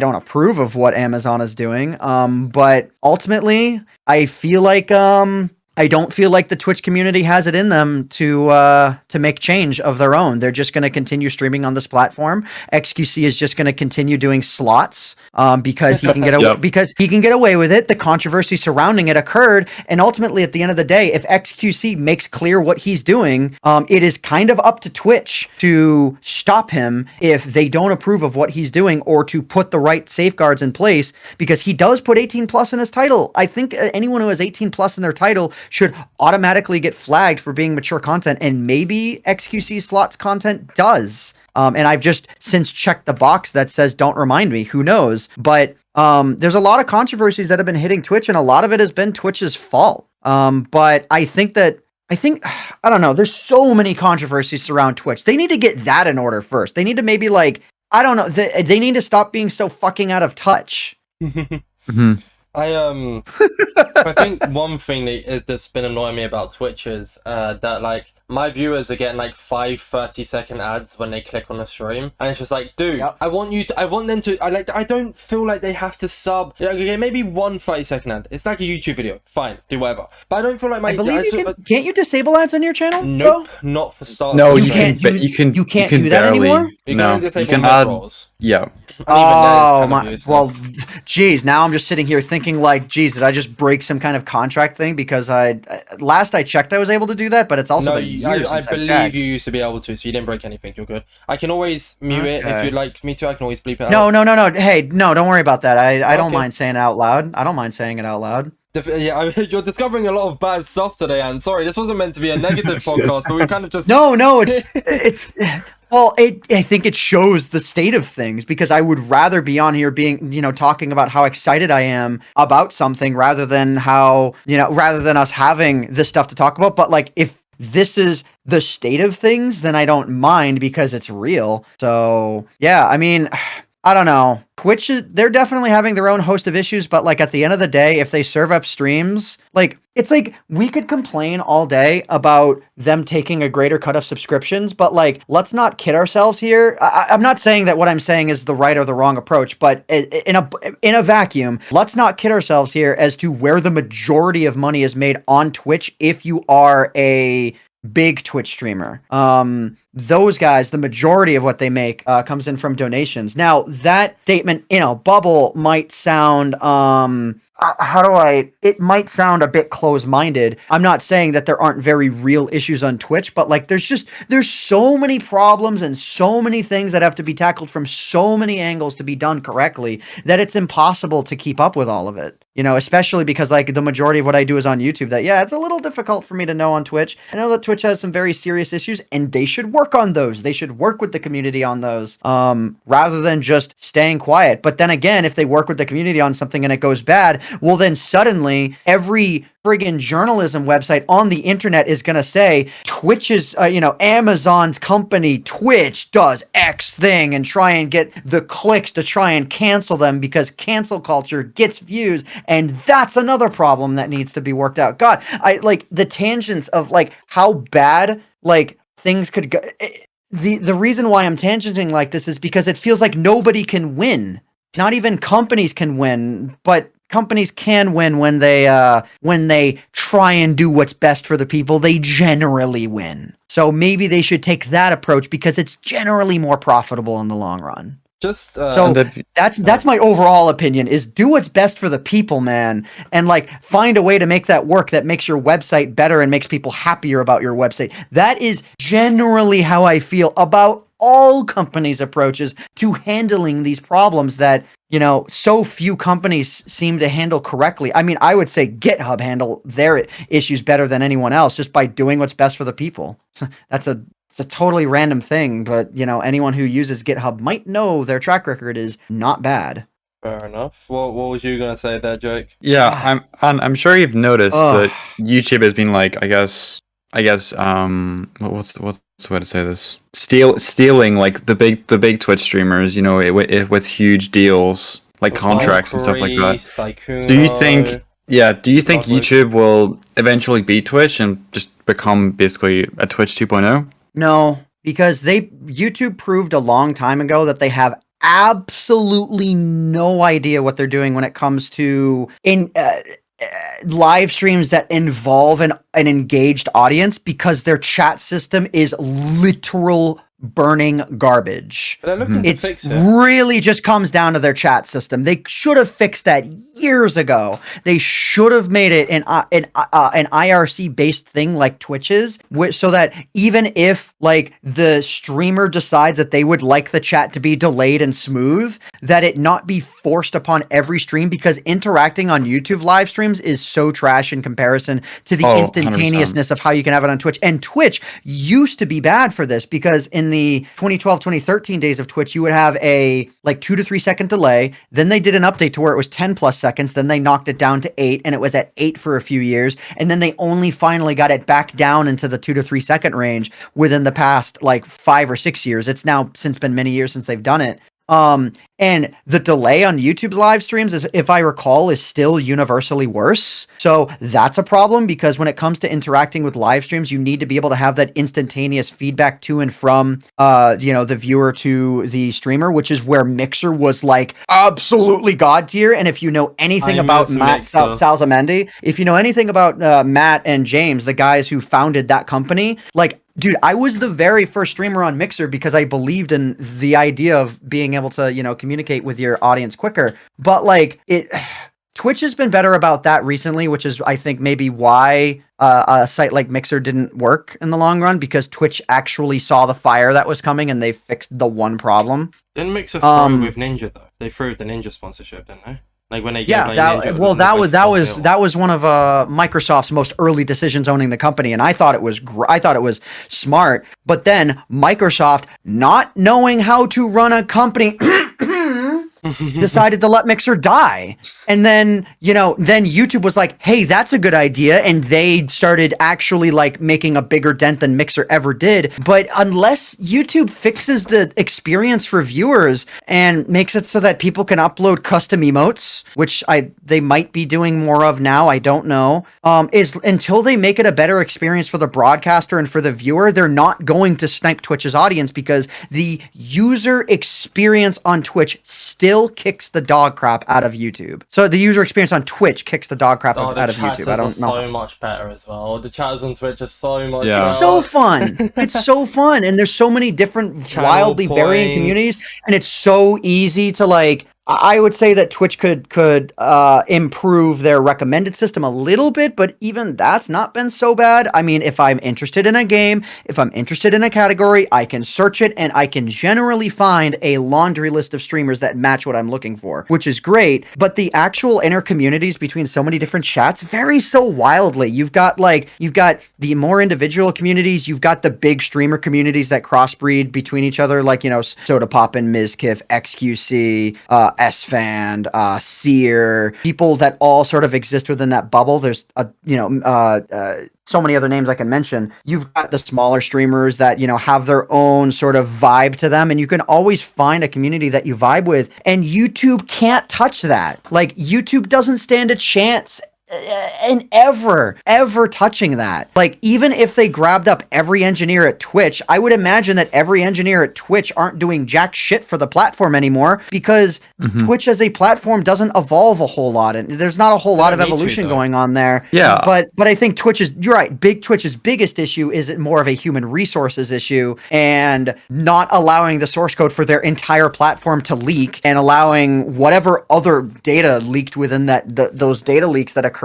That, anyone who uses Twitch might know that there's a Google Chrome plugin that exists that a dude named AutoMade, where it shows what position they're in terms of revenue earned, because that entire laundry list leaked out of Twitch. So it like became a big meme. Twitch needs to fix issues like that. But YouTube just needs to be a good platform in general if they want to stand a chance. It's like Twitch is battling their own problems, but the problems that YouTube battle are very much from a core usability standpoint, but Twitch is battling like a human resources and just a humanity problem. Like they're on a different plane. Twitch is absolutely dumpstering YouTube in terms of the experience of chatters and the experience of the relationship between streamers and chatters. And until YouTube fixes that, they don't stand a chance. And at least in the gaming space, I would say there are many other spaces they do very well in, and they should just continue to improve their platform. And I'll be excited. I'll be excited if one day they ever are actually lighting a fire under Twitch's ass for them to improve their platform, because that's when companies are battling to make the best user experience, that's when everybody wins. That's the best stuff though as well, because if the companies are growing because they're battling, then so do the streamers and viewers. Like, because like right now, I'm not gonna name drop people, but there's so many streamers who are just like literally going live for about 2 hours, eating food and watching a TV show. Imagine if like YouTube and Twitch started cracking down and started fighting against each other to the point where I disagree with you. Start like, really? Because if people want to make that content and it's laid out clearly for the incoming viewers as to what that content's going to be about, and if the viewership is there and it's not explicitly breaking the law or terms of service, then it should be allowed to exist. Maybe they shouldn't like so readily promote it, but like, why shouldn't that content exist? I was more saying like maybe the motivation to like ballsy streamers maybe and to start making more, I guess, I don't know, like the gameplay content that some streamers used to do, and now they kind of just sit down and watch shows. And I thought if the platforms were kind of growing and fighting each other, that might force them back into gameplay content. I don't know, but I get what you're saying actually. Yeah, my point there was a bit scuffed, so yours makes a lot more sense. No, it's okay. I think I get what you're saying. I just don't think that like the content on Twitch is necessarily the issue, but it's more the presentation and Twitch has a really awful issue with being entirely two-faced with how they ban people. So that's an issue they really should work out. Yeah. So, okay, if that's what you mean in terms of what they punish for on the platform, then absolutely. They have so many issues to work out there that they've done nothing about for years, complacency seems to be a running theme among these multi-trillion-dollar giga companies that run services like Twitch. And like nobody at Twitch has any motivation to do anything anymore because they're not fighting for their own survival, because they're owned by these giga corporations. I guess right. So it's like a lot more there. Yeah, that's what I was trying to get at. I kind of just worded it very poorly. So thanks for that. Yeah. Yeah, don't worry about it. So this podcast is about to take. I mean, are you done talking about Twitch, or is there more that you want to kind of say about it? Or no. Yeah. Oh yeah. Goodness. I don't. No, you're fine. You're fine. Honestly. No. I've learned growing up. I've had a growing ability to tangent. So in a sense, I do kind of need to be told when to stop. But unless I'm stopped, I'm just gonna keep going. It's a podcast. We're talking, so I don't mind at all. Not in a rude way. I don't care. Like, it's completely fine for you to go on. I'm just I guess because there's like 3 more things I want to talk to you about. But I mean, Jake and I have like the third topic. Jake, we haven't touched on a single bit yet. No. But like we're running out of time. I know you said you're limited on time to do the podcast. Plus the podcast is getting really long. So I'm hoping that maybe we could bring you back on in the future to talk about these 3 topics and like say like because I do want to talk about Twitter questions. The podcast is ended. We will do one more thing. But just before we get into that quickly, Anne, maybe if you do end up going ahead and making that video about Minecraft Bedrock and the video is successful, maybe about a few weeks afterwards, would you possibly want to come back on the podcast to talk about that video and talk about maybe if Minecraft like reacted to it or if they made any changes? Like, would you want to come back and kind of express your thoughts on what you like, because you've learned a lot on this podcast. Absolutely. But there's so much more you need to learn. So like once you learn all of that, would you want to come back on and maybe express your thoughts on that? Absolutely. And that then we can maybe talk about the third topic that I wanted to get into. To be clear, I would absolutely adore if the discussion we have is us being excited that Mojang decided to 180 the problem and start fixing it. I would love for that to be the discussion rather than complaining. I want the game to be good. But it's just that I have so much reason to point as to why the game is bad. But I want them to like just fix these basic things. I would love for Mojang to be like, hey, we listened. Like, what company did that recently? Valve with Team Fortress 2. A tweet that went viral saying, we hear you and we will look after the game a little bit more. I'm not saying Mojang has to address it publicly, so long as they just fix the issues. It's really that simple. Okay, so in an ideal situation, this podcast goes out sometime in July, guaranteed. It's early July, either the first week or the second week of July. 2 weeks later, give or take, you upload your video, or maybe you upload before the podcast comes out, who knows, whatever. You upload your video. 2 weeks after your video, Minecraft come out onto it and they make a statement, we are fixing our game. Obviously not like that, but they say something like, we are fixing Minecraft Bedrock, or we hear you or something.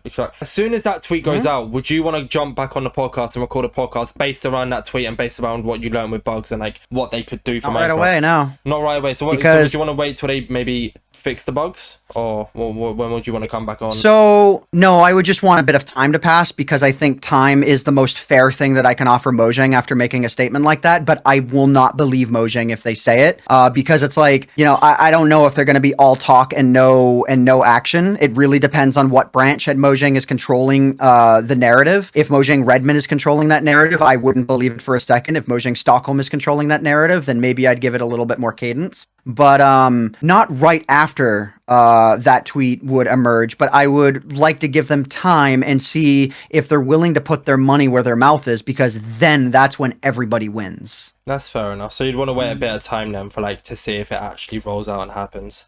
Right, exactly. It's a trust problem. I do not trust Mojang at this point to make meaningful change, given how badly every single game company that Microsoft has ever led has done. But that's Like, fair enough. that's though, what I because mean. I'm talking about some kind of a high level person, Microsoft, whoever is like the reason why their game companies and their projects tend to always become a steaming pile of garbage, like Windows 10 was for years. Windows 11 is starting to improve it, and I know that some of the team on Windows 11 are much more passionate than they used to be, so that's nice. I'm saying that Microsoft, whatever causes Microsoft to have these style of issues to where all of their stuff comes out broken, whoever is in charge of that at the top level needs to be fired. And if that person is ultimately the top boss in regards to Mojang speaking out about these problems, then I won't believe Mojang for a second. So what that means is, because I cannot really know who that person is, because I don't know who's the cause of that, because they're such a big company. The only thing that I can promise is that I'm going to wait and see, and I will believe it when I see it, right? But if I see it and they actually implement meaningful change, I will in a nanosecond be excited to share my excitement on every single thing that they do that involves the game being made better and the community being more happy with the game. I will praise it. All right. Perfect. So I guess since we're running out of time, sadly, because, you know, I'm watching the clock and I know you said you only had 40 minutes left and we've done 32, so I'm getting very worried right now. I'll be honest with you. I got a text a few moments ago that suggests that I will have more time, but I would like to, I'm going to be actually off by 5 p.m. my time. So I would say I safely have a half hour as long as it's wrapped up before 5. We'll probably, like I said, I want to talk about these last 3 topics, but there's just something that is going to take, these would have taken up maybe about 5 minutes on their own, and I kind of do want to get to the Twitter questions because we got a lot of replies and a lot of stuff. Yeah, sure. Oh, absolutely. Of course. Of course. What we'll do is we'll talk about the Twitter questions, and then if you ever want to come back on the podcast, either to talk about Minecraft, or if you just want to come back on again and we can talk about these 3 topics in a future podcast, you're more than welcome, man. Sure. You're more than welcome anytime. Sure, rapid fire time. I gotcha. But yeah, let's get into the Twitter questions. So Jake, do you want to ask the first one and the last one, or do you want me to ask the first one and the last one? Because there's 3 down. I'll ask the first one. All right, go ahead then. All right, so Potato Pie 25 asks, what was your favorite video of all time that you made? The cheat answer is my music videos. Especially through the night. That one was. Yeah. Well, that's the cheat answer because those are entirely different styles of videos. I would say one of the ones I had the most fun with, if I had to distill it down to a singular video, I can't distill it down to a singular video, but if you want a video that would be a great one to reference, it's just titled I Broke Minecraft, but the word broke is the Zalgo style text, so it looks all busted. Just because of the style of narrative that I went through for that video. I did that video in 2 days, 16-hour shifts both times, because I was just nonstop having so much fun with it. Telling that story the way that I did, I had so much fun with it. Just it was just about an old Optifine bug that hasn't existed for years, but it was the way that I discovered the bug and had fun telling that story. I have so much fun just telling stories in a chronological form on YouTube, and that was one of the first big ones where I was like, whoa, that was a lot of fun. Another one was I fixed the stupid Minecraft mouse problem. Videos like that I have so much fun with. So I would say that one. But there's so many different examples that I could cite for so many different reasons. I would say the content shift to scripted content is something I'm most proud of as a whole. It is good content. It's very good content. I do really enjoy your videos.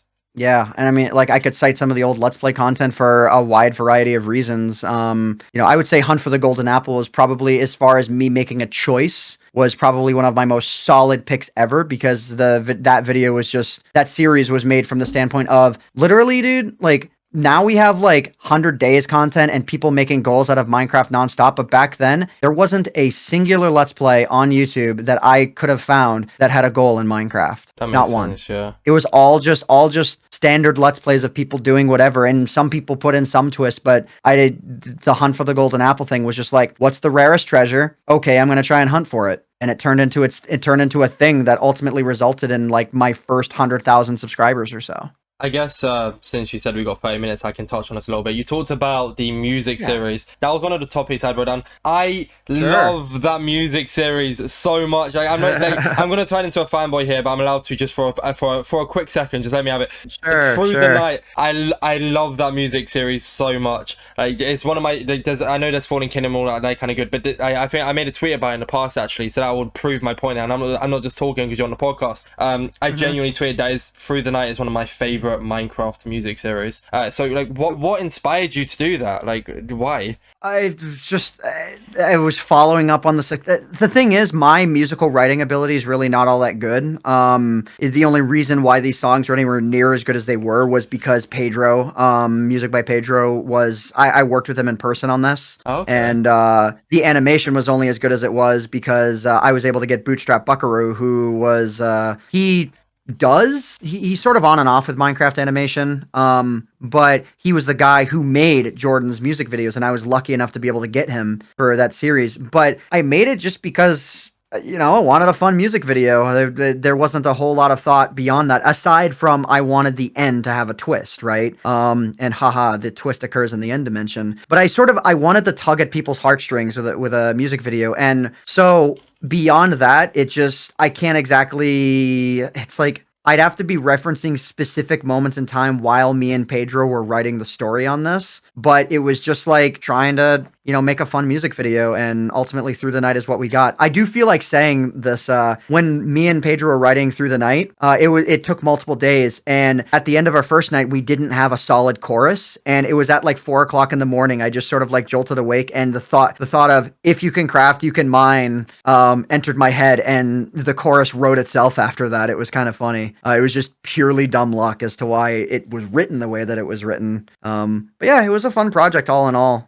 But the music videos got more stressful over time, so I'm kind of glad to not be doing them anymore. Though if they did as well as Through the Night did, I'd probably still be doing them, and probably would still enjoy them. But the thing is, I did Fight for My Life, which was ultimately a song that like I should have been a lot more involved with the songwriting process, but it wasn't quite as catchy as I wanted it to be. But the animation is absolutely gorgeous, but it only pulled 1 million views. And anyone who can theorize how much a music video might cost might understand that 1 million views is not enough. So I just stopped doing them after that point. But for their time, they were super fun. Starless Night is my personal favorite, just kind of how catchy it is. Like do do do do do. Yeah, I'm not gonna do it, but you get what I mean. Yeah, but yeah, and that was definitely Pedro's doing, because Pedro's the guy who did the entire instrumental. So the reason why they were catchy would have been because of him. Especially Through the Night. Like all of my music videos were done by Music by Pedro, so he's really the talent there. But me and him worked together to get the sound right, but he was always the brains behind that operation. I get that. Yeah, I linked the tweet, by the way. See, it's from March, so that's way before I asked you to come on the podcast, but way before the podcast even existed. So that's perfect proof that I've enjoyed that for a while. Oh, I never saw this. I actually never saw this tweet because it didn't tag me or anything, so it just didn't come back around to me. Yeah, it didn't really get many interactions. Anyways, I guess moving on. I've liked it. Oh, thank you. It's a very big flex. Oh god, I've turned into a fanboy. I need to calm down. All right, the whole goal for this podcast is to keep it a thing. All right. Moving on to the second question then is from Shulky, and I'm gonna very very keep it to only one feature here. So, what is one feature on Bedrock that you would like to see on Java, if you can think of one, and then vice versa, but only one feature for both ways. One feature. Wow. Okay. Tough, right? I have to. Right. See, like, a few years ago, it would have been its general performance improvements, but now we have the sodium mod. So, goodness, one feature, one. I think, goodness, what do I even say? What do I even say in this case? If you can't think of it, that's completely fine. But I mean, The scripting API. for what way? Is that Bedrock to Java or Java to Bedrock? Bedrock to Java. I think that so far as I know, there are quite a few things that Bedrock can do in that regard that Java can't. If I'm wrong on that, then axe that answer. But just really like any. I'm gonna actually cheat the answer a little bit here because I can't think of one, and I have a better way to answer it. Any features that expand on that idea of Minecraft being a game of infinite wonder and endless possibilities, especially those that allow people to do more with the vanilla game, is what I'm a fan of. Like those are the features that I want. The one that keeps coming to mind is the structure block user interface from Bedrock, because you can see again a 3D model of exactly what is going to be laid down, and it's a small thing, but like ultimately when you put it in a vacuum, that idea is better than not having a visual indication of what is going to be placed, that sort of thing. So just any of those features, but that's the one that comes to mind. Crossplay, honestly, if Java could crossplay with every other version, honestly, that should be the one answer, crossplay. Yeah. I would love Java Edition to work on other devices. That'd be sick. Doesn't it? Oh, yeah. Can't mobile players? Because doesn't Padda have? Padda's a mobile content creator, by the way. And There is like an ad server thing on Bedrock, I'm pretty sure. Where it's like you can connect to the direct IP of Hypixel or something. That's Geyser. Is it? Okay. Oh, that would Yeah. be Geyser. Unless there's another one that has since been made and I'm unaware of it, but the last one I remember is Geyser. Mm-hmm. Okay, so yeah, that makes sense as to why that works then. So what about what about Java to Bedrock then? There's quite a lot you can name, but if you could only pick one, what would you pick for that? Do you think? This was a follow-up question from someone else, by the way. So if you can't think of this, you don't have to. Sure. I'm thinking Java to Bedrock. Everything. Again, you know what, that works. It's one word.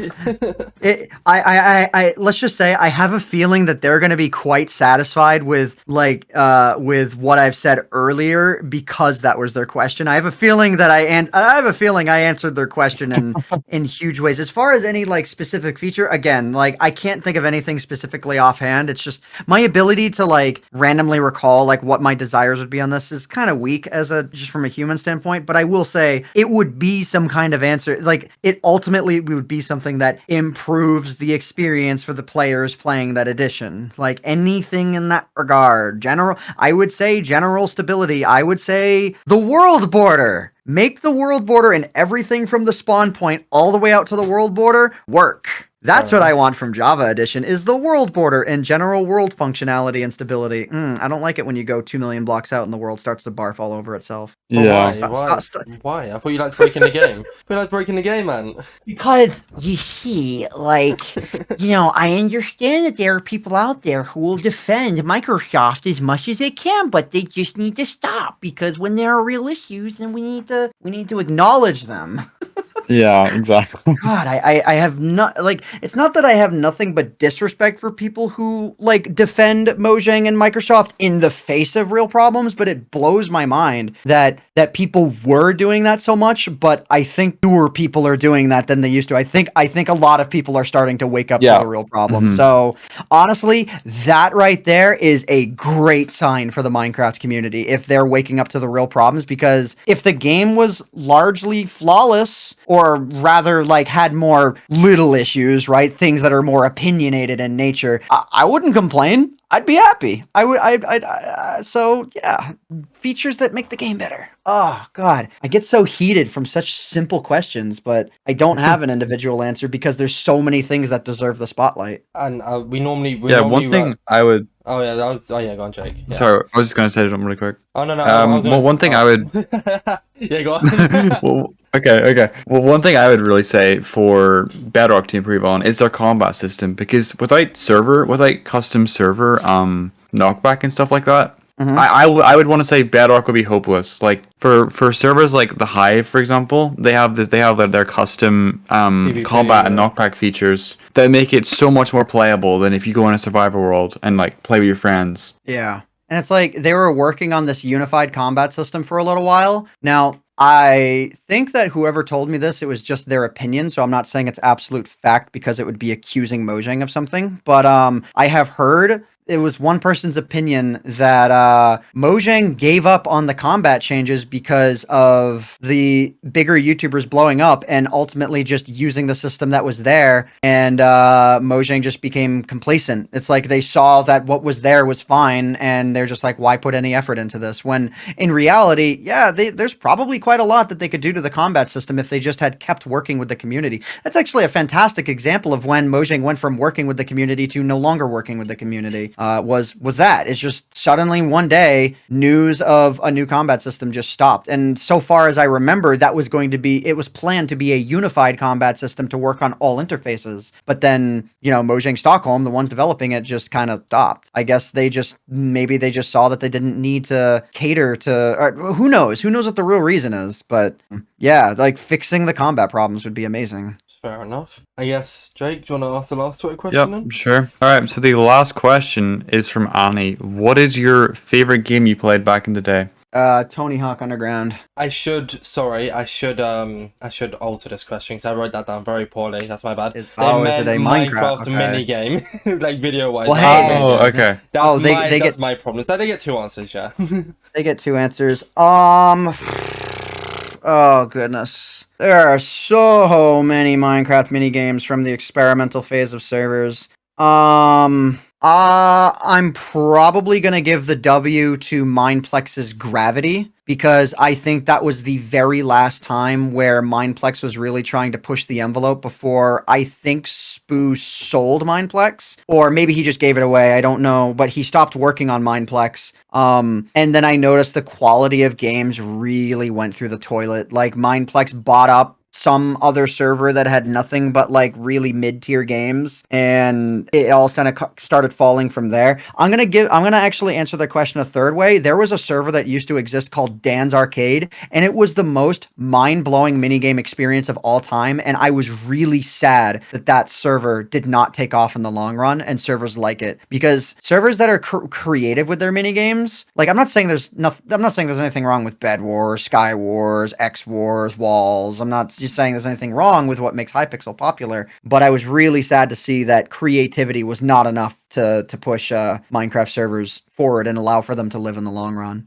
That's fair enough. Yeah, but also the server Eula debacle also put a huge crunch into that for many servers that were becoming big in the 2014-2015 region, because it became a lot more difficult to make money on servers at that time, and a lot of Java Edition servers died, and that's when the Java Edition community really started to become mad at Mojang. Like, our anger with Mojang goes back a long ways. One of my personal favorites is Dropper. I've always been quite a big fan of Dropper or Prisons. I really like Prisons. Love it. I just like the mining aspect. It's fun. When I made a server, the AntVenom server network, one of my most popular games was based on something like Dropper, except it was called Deadly Descent, where you had to get from top to bottom without dying. That was the goal. And yeah, Dropper's one of my favorites as well. By the way. No, it hasn't been around for a long time. It was way too stressful to run. It was almost like I was running it myself. The other management that was there. It's like I wasn't the one necessarily hiring them, but I also didn't have the knowledge to hire those people myself. And ultimately the people who did get hired I'm not going to blame it entirely on them. My waning YouTube career did not help at all, but we had a lot of good mini games. I didn't mean to tangent too much into that, but yeah, I have a lot of experience in the Minecraft minigame server space. And yeah, the Dropper, what I'm saying is the Dropper-based minigames are so much fun as well. Like, I have a lot of fun with those. And I would say Dropper is arguably better because the art can stand out a lot more on a map like that. Because you're trying to get from top to bottom, not only without dying, but without hitting anything along the way. So I think it caters better to Minecraft's mechanics. And, it has stood the test of time, the Dropper style. So I like that too. I mean, anything parkour naturally gets my attention as well. Oh yeah, I heard you used to be the parkour pro or something. that was another Twitter question, but we can only choose 3 really, but something about you being a parkour god or best parkour player. I'll be honest, like, calling myself the parkour master, which you can still find like with videos on YouTube, it's like, I'll be honest, I was definitely I was trying to clickbait when I was doing that. It was different times, and like, people called me it because I did actually I was good at parkour. Because I was good at parkour for the same reason I was good at Tony Hawk, which was brutally just beating my face and hands into the ground while playing it is what made me good at it, because I would just try the jumps over and over and over and over and over until I eventually was good at the majority of styles of jumps. But yeah, I mean, it's funny, if I do ever like hop onto Hypixel, what I usually find myself doing is their lobby parkour. So it's actually what I have the most amount of experience with in the modern era. The few times I've picked up the game, I'll do parkour for like an hour. Galaxite on Bedrock Edition has a parkour builders in it. It's really cool. Like so the community of Galaxite will build their own parkour maps, and some of them are close to impossible to beat. And yeah, so that might be something if you ever get a chance to play, or if you ever want to play Bedrock Edition, Galaxite parkour builders might be the thing for you if you enjoy parkour a lot still. Yeah, probably not the impossible ones. I'm more of a fan of speed when it comes to parkour, where it's like, yeah, there can be difficult jumps, but like I'm not a fan of like Giga Impossible Jump followed by Giga Impossible Jump followed by that 30 more times with no checkpoints. I'm not a fan of those maps. I think from a gameplay perspective, those don't quite hit the mark. But I am I'm still a big fan of parkour. So that's something that I would, if I wound up on that server, you can bet I'd probably wind up there pretty quickly. Fair enough. Is checking to see what people have made. I guess before we wrap this up, do any of you have anything else you'd like to say for the podcast? No, I think I'm all good. And anything else you want to talk about, possibly? I think I've spoken enough. It's your podcast, Dan. We normally would have wrapped up the podcast about 40 minutes ago, but we've got all the time in the world. We're only ending because you don't.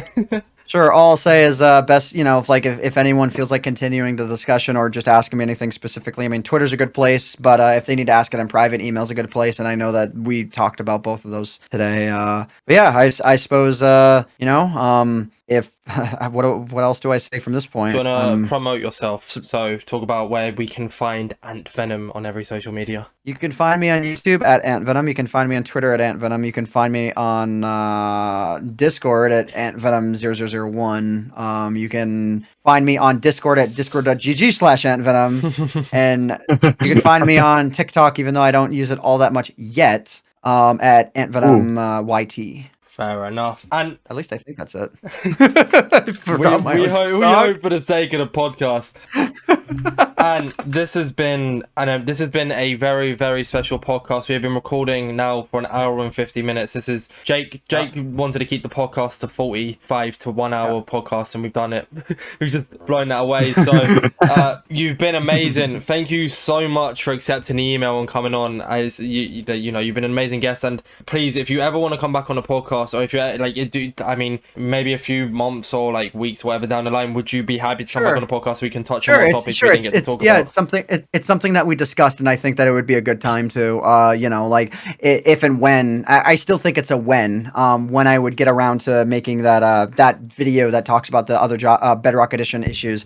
If there is a lot more to add to the discussion, I don't have a problem with it, and either way I don't have a problem with it, because I'm sure there'll be plenty to talk about. So yeah, I'd enjoy it. Perfect. Thank you, Jake, for showing up today. Also, you've been amazing host. Sorry that I kind of took over on the talking a little bit. It's all good. It's my bad. It's just I had a lot of last stuff I wanted to say. But you've both been amazing, and thank you so much. And I wish you great luck with the future of your channel, and hopefully, if and when, more to the when side, when this video comes out, it'll hopefully fix Minecraft. Who knows? But it could actually be the video that sorts Minecraft out. Well, it's gonna have to sort Microsoft out first, but but what Microsoft could just easily say, hey, Mojang Stockholm, why don't you guys handle the way that this is developed from this point out? If they can just take their L and still own the game, own the game from a ownership standpoint, but just like delegate a better team to doing it, one that is within Mojang Stockholm's vision, then that is what would make me the most happy, because I think that would stand the greatest chance of success.